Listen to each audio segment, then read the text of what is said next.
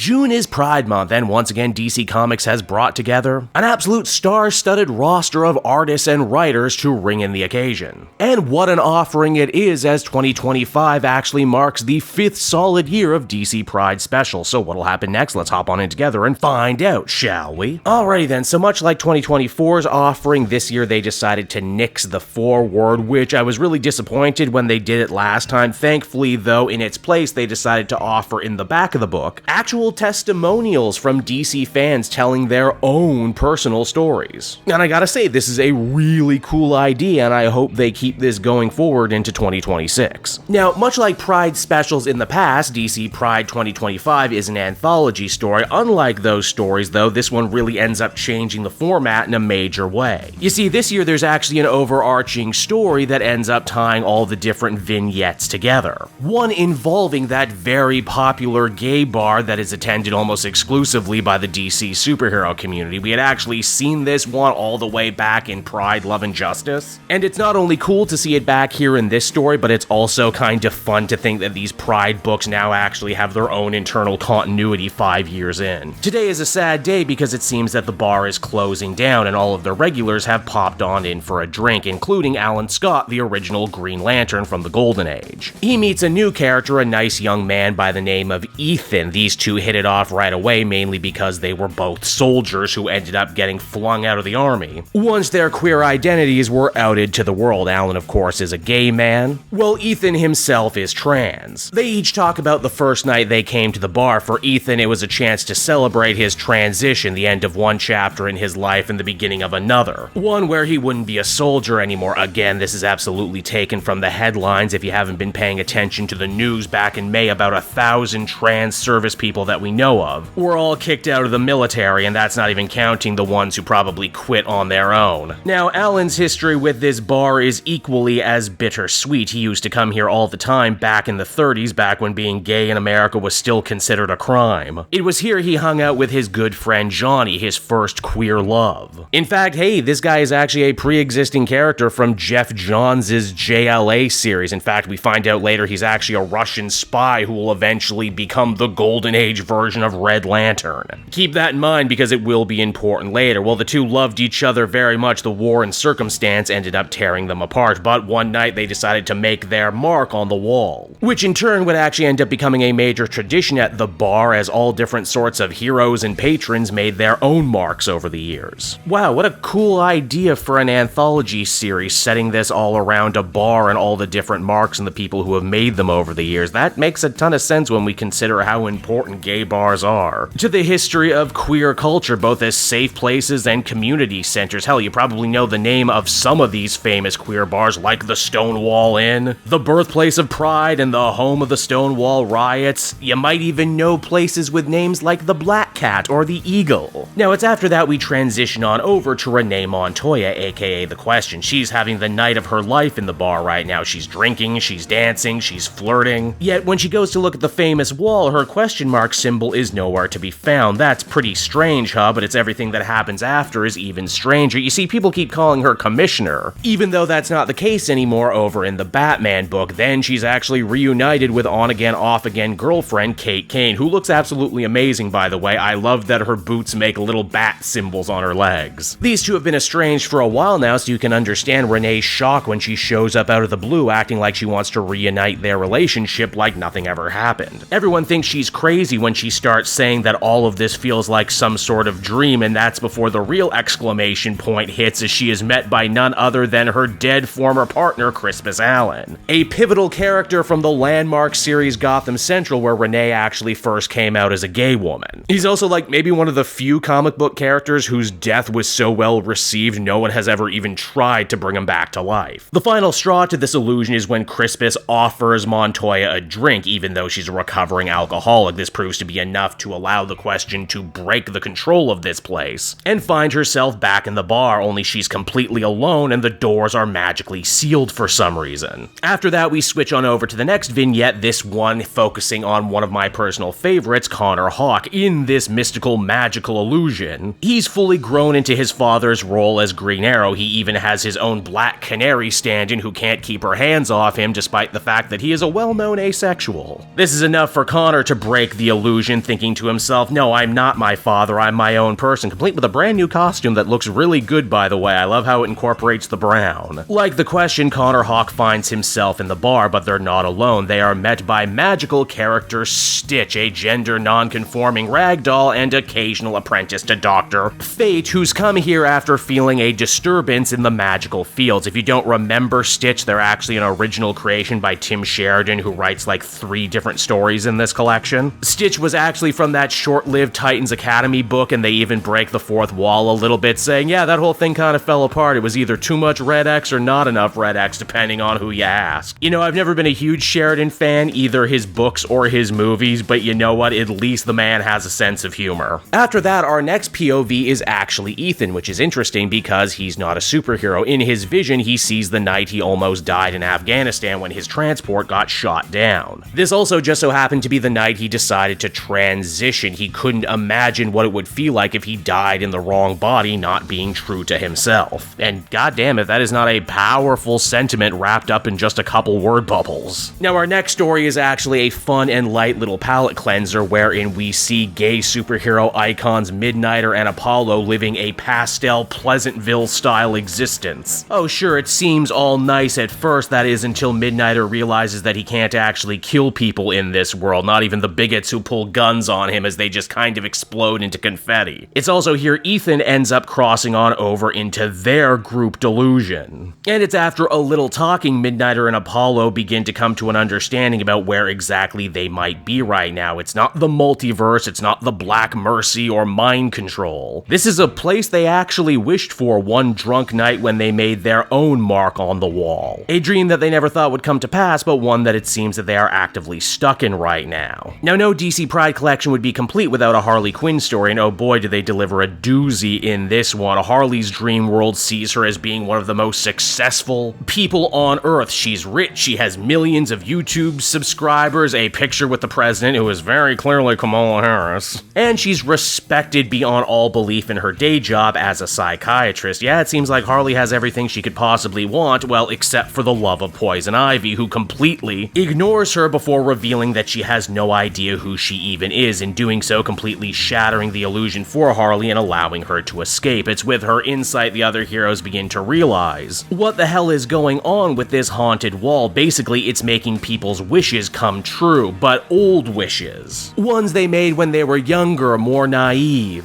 For Harley, she only ever wanted success. She never actually imagined what would it be like living in a world where she could also have the love of her life in Pamela. It's after that we get a little JoMullein story, one wherein she spends a truly romantic night with Nubia, despite the fact that they had only ever met each other maybe once. In Nubia, not only does Jo find physical love, but also someone who truly sees her, truly listens to her, and doesn't make her think she's insane, which, you know, of course ends up ending tragically when this beautiful dream starts getting eaten up by a mysterious red flame. In fact, the other heroes just narrowly managed to get Jo out, and she didn't even want to leave either, thinking things were much better inside the dream. It's with another Green Lantern on their side, though, they finally begin to start riddling out what is exactly at work here. This is lantern magic they're dealing with. You see, inside the dream world, Ethan ends up coming face to face with the Crimson Flame of Death, the antithesis to Alan Scott's green flame of life. This flame is powered by emotion, and because it doesn't have a human avatar anymore, it's been trapping people so that it can leech off their psycho-emotional energy like some sort of messed up vampire. It's probably been doing this for a while under the radar, but now that the bar is closing down, the wall has decided to stock up for what might end up being a very long winter. Why is the Crimson Flame opening up to Ethan of all people and not one of the heroes? Well, the flame sees a lot of itself in Ethan. We are both soldiers thrown away by our governments, accepted only when we were able to kill, and condemned whenever we tried to love. Oh, but it gets so much deeper than that. Apparently the wall has only been able to exist in this form because Alan Scott and Johnny Ladd kept returning to this place over and over across the decades, in doing so inadvertently supercharging it with green and red emotional energy. If nothing else, though, the assembled heroes now think they know how they can turn this thing off. They just have to get Alan Scott, who is still still missing, mind you, to take back the power of his green flame, and in doing so, the red probably shouldn't be able to work anymore. Though before they can do any of that, they still gotta get out as many people stuck in the wall as they can, and we've seen how a bunch of different heroes deal with their dream worlds, but hey, how does a villain deal with it? A villain like, oh, I don't know, the Snowman, a Wonder Woman villain from the 40s who also just so happens to be DC Comics' first canon non-binary trans character? Well, in their perfect world, after Wonder Woman ends up outing them with the lasso of truth, Blue Snowman completely turns the entire situation around by making Wonder Woman look like a bad ally and making them look like a crusading hero. In fact, I'm pretty sure at one point they end up freezing J.K. Rowling's lunch. Ethan actually really ends up excelling in giving Blue Snowman a talking to by saying, hey, you know, if this is your dream world, that means on some level you actually did want to be a hero, want it to be celebrated for good. And you know you can still do that, all you have to do is actually leave this illusion, which they end up doing. Now, believe it or not, the hardest person to actually get to leave their dream world is actually Bunker, and hey, you know what, the character might have been invented by an embarrassing sex pest, but it's nice to know other comic creators haven't taken that out on them. In fact, this might actually end up being probably my favorite story I've ever read with Bunker. You see, Bunker's using his amazing block powers to try and create and protect the world as he knew it. It's in this story we learn that Bunker had a friend named Julia. She owned a food cart back in his hometown, and she would always feed him and his friends even when they had no money after the club. Her cart always had a pride flag on it, even though she wasn't gay herself. It was this show of allyship that actually ended up getting her murdered one night. Her death struck the community deeper than anyone could ever possibly imagine, and people stopped coming out. This death clearly affected Bunker a whole lot, and because he never properly worked through it, he refuses to leave. Even though if he stays, the red flame will surely eat him alive. Once again, Ethan ends up coming in truly clutch here, saying that Julia would never want this for Bunker. She would want him to live in the real world where he can still make a difference. And hey, you know what? He's not out for more than a few seconds before he ends up hitting on Catman. Oh man, we could have had a Catman story in this. With everyone officially out, the last POV story is of course an Alan Scott-centric one, which might actually be the most visually striking story in the whole collection. In this dream world, him and Johnny got a chance to grow old together, to have the life they always dreamed about as young men, and the life that ended up getting torn away from them. Alan basically says that this is his heaven, that it's everything he's ever wanted, even though his other superhero friend says he's going to need to give it all up in order to save them. And you know what? He really has a whole dark night of the soul. He has his doubts. He says, you know, what is the point of any of this? I have fought my entire life, both as an elder statesman of the superhero community and as a queer elder. Do I never get to have anything just for myself, or is my life just an endless sea of battles without end? Oh sure, sometimes we take a couple steps forward, but these days it feels like we're only taking losses. And yeah, if you're a queer person in 2025, I've heard it from my close friends and family, it really does feel like the end times. Question and Ethan agree that it's unfair, but maybe that's the way it was always meant to be. Some people have to fight and some people get to fight. Perhaps the person who really ends up clinching it though is actually Dream Johnny, who says that he is every bit the hero he fell in love with.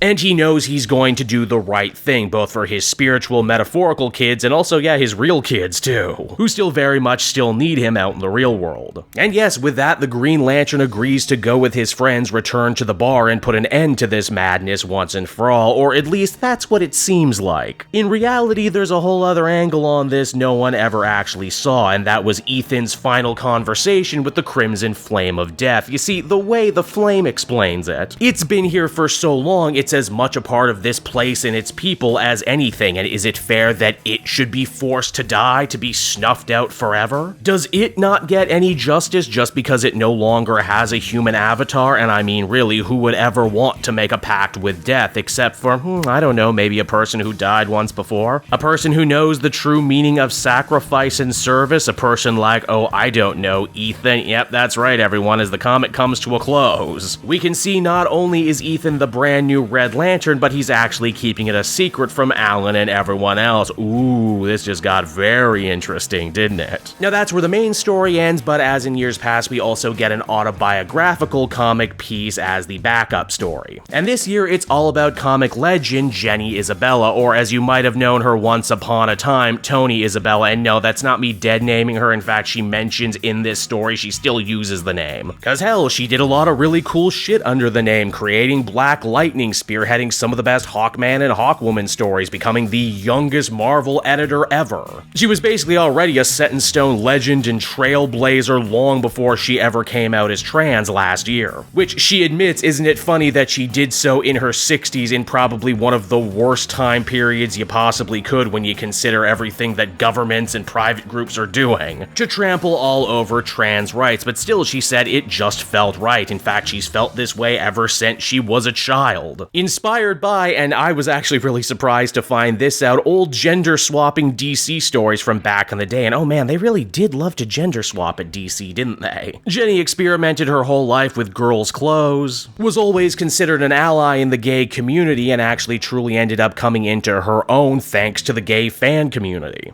Specifically Flaming River Con, which I don't think actually happened this year, which is a real shame. Jenny even admits in this story herself that, yeah, this is just kind of a laid-back little thing. I transitioned later in life, everyone was cool with it. She says she probably could have kept in the closet considering everything that's happening in the world right now, but if anything, it only actually made her more resolute in living out loud and living as her true self. And I think that's a really sweet note to end it all on. And so that was DC Pride issue number 1, 2025, everybody. And I gotta say, I was really pleasantly surprised by this one, especially if you remember last year, I couldn't help but feel they were starting to phone these in a little bit. I think the change in style, mainly adding an overarching story, actually offered a really great creative shot in the arm on this one, basically meaning you have to read the whole thing to understand what's going on, not just pick and choose. There was also a really good mix of talent this year, both writers and artists working with some of the biggest queer heroes who I felt were also kind of missing from last year's offering. Centering the whole thing on Green Lantern and a new character was also a pretty bold move that I think ended up paying off really strongly, especially as they end up bringing in a bunch of stuff from the Jeff Johns JLA book